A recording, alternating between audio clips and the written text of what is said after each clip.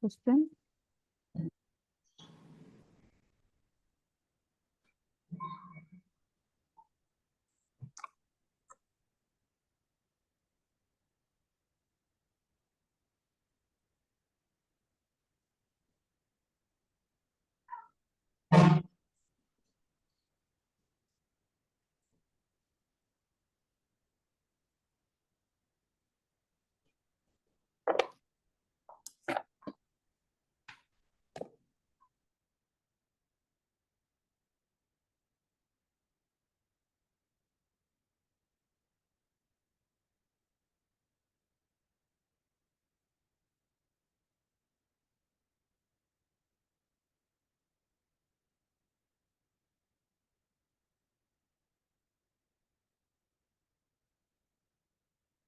All right, so if you have read and understood considering its surgical anatomy station, kindly please tell me, what are you looking at?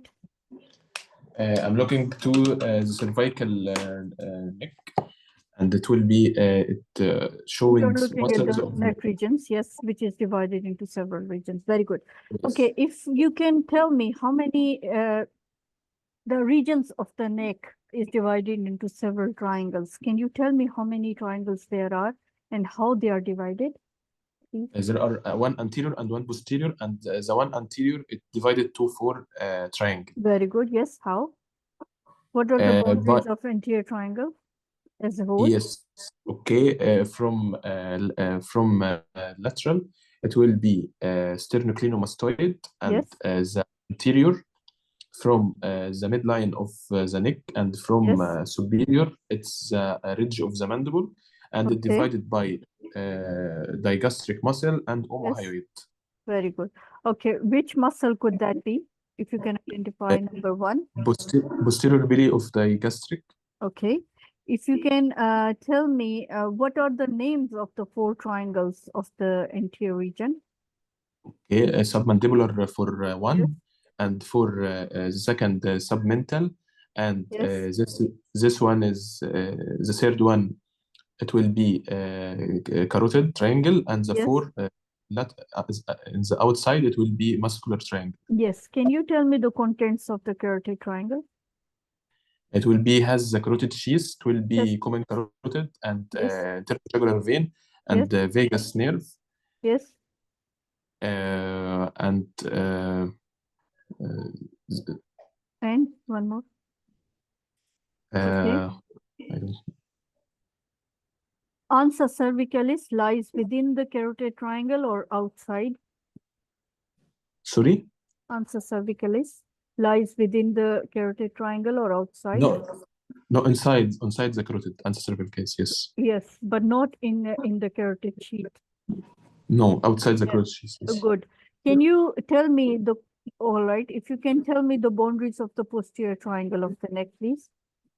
It will be trapezius from posterior, anterior sternocleidomastoid, and Yes. the middle third of the clavicle for the inferior part. Yes. And the superior, it's the 2 part of 2 muscles in the apex of the triangle. Right. If you can identify the contents of number 7 here. This posterior triangle is again divided into 2, upper and lower. So what is the name of this number 3? And what are the contents of number 7, please? Number 3, it will be a posterior triangle. Yes. And the content of number 7, it will be has spinal accessory nerve, cranial nerve number 11. Yes. And I'm not sure. You know it. Which muscle is this? Number 6? Posterior belly of omohyoid. This is anterior belly and this is posterior belly. Okay. All right, we'll discuss this later. Right. Can you tell me what organ are you looking at this? E and then F. This is the thyroid. E is the isthmus, and F it's right loop. All right. What is the anatomy of the thyroid gland? Thyroid gland, it will be in the How would you describe the thyroid gland? How many lobes there are? it has two lobe and connecting by between two isthmus, Yes, and it's in the front of the neck. yes. Uh, Can you have quickly tell me the blood supply of the thyroid gland? Blood supply includes both arterial and venous. Please. okay, the level is C4, and the blood supply, it will be superior thyroid artery from external carotid, and inferior from thyroid cervical, trunk from the subclavian artery, and for venous drainage, it will be superior for internal jugular vein, and middle thyroid to internal jugular, and the last thyroid, inferior thyroid vein, it will go to the brachiocephalic for the right, and for the left it will be left brachiocephalic. And one last thing for the artery, there are sideroedema artery sometimes in people. It will be Which is branch of which? arch of aorta or Very good. brachiocephalic. Can you tell me the recurrent laryngeal nerve supplies which muscles? Recurrent laryngeal nerve, it will be cricothyroid. No, Sorry, all intrinsic the muscle muscles? except cricothyroid. All right, okay. Can you tell me how the thyroid gland is formed? How the formation of thyroglossal cyst occurs? Yes, this from foramen cecum in the tongue.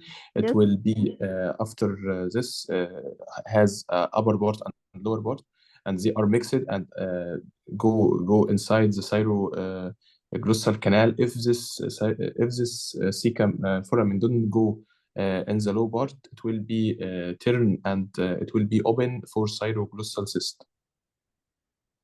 All right. While doing thyroidectomy, you have to consider the posterior relation of the thyroid. What is located in the posterior part of the thyroid glands? I will Why is it looking important? for parathyroid gland. It will be Yes. important for parathormone hormone, and Yes. this is important for calcium hemostasis. Very good. So how many are they in number? They are 4. Yes. Okay. Can you tell me what kind of secretions do they secrete? 2, sorry? What type of secretions do they secrete? What do they do? The thyroid gland or the parathyroid? Parathyroid gland. They are secrete exocrine. They are secreting the parathormone hormone. Yes. And this is important for calcium. Calcium metabolism, right. Can you rephrase All the right. question? When you have to consider or discuss about the complications of the thyroidectomy, so what would you consider? What complications would you keep in your mind? Hoarseness of voice. I will consider hypothyroidism. I will consider. Can divide the complications in acute and late, acute, medium, and middle, yeah, acute or late. If you can tell me, please. Okay, acute, it will be hematoma, Yes. hoarseness of voice, hypothyroidism, and Hypocalcemia. Hypocalcemia, and Yes. after that, late it will be osteoporosis. Okay, and Uh, injury to what are the nerves which can be? What are the nerves which can be injured? recurrent laryngeal nerve, And external laryngeal nerve. yes, how would a patient present when there is injury or external laryngeal nerve is severed? Okay, external laryngeal nerve, it will be injury for cricothyroid, which make fatigue of the voice, and it supply the mucosa of above the vocal cord by internal branch. Yes. Sometimes what happens that when you notice that with deglutition, thyroid moves. Can you tell me why, or can you explain why? Because of pretracheal fascia, it's enclosed the thyroid, and when if someone swell, it will be the pretracheal fascia go up, Yes. and the thyroid will go up too because it's enclosed in reticular fascia, which go up swelling but not go up with protruding the tongue. Okay, you can say that this pretracheal fascia, which is stretched between the thyroid cartilage and the hyoid bone. So that's why with the digastric muscle contracts, then it pulls the hyoid bone upward, which pulls the thyroid cartilage in return. And that pulls the pretracheal fascia with its Yes. contents. So, and it's within the, yeah, it's one of the contents. So that's why it pulls. So if you'll explain it like this, it will be very good. Right. I have to ask you, yeah, if there is any more. Yes. Right. If you can identify number 11, please. Bell has gone, but we became late. Please. Number 11, Yes. it will be posterior auricular artery. No, sorry. No. It's blue. So it has to Yeah, be. yeah. Okay. It's posterior auricular vein No. or maxillary It's vein. something big. It's something big. You only have to tell me the formation of it, the surface marking of it. What's the significance of this? External jugular vein. Okay, yes. So what is the surface marking of it? If you can tell me.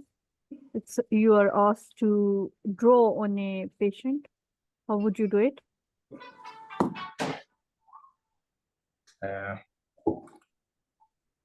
Okay. Actually, I don't know.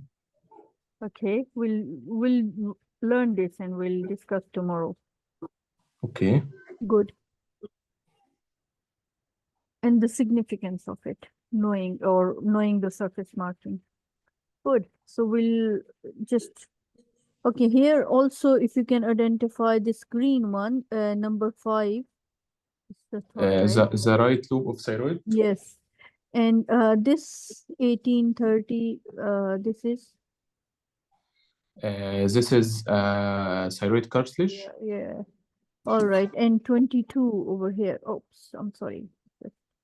22 is which vessel? This is external carotid. Yes, artery. Common carotid artery, sorry. And this one. This is spinal accessory. And 29 are the brachial picture. 29, it's brachial plexus. Yes, very good. Right. Thank you.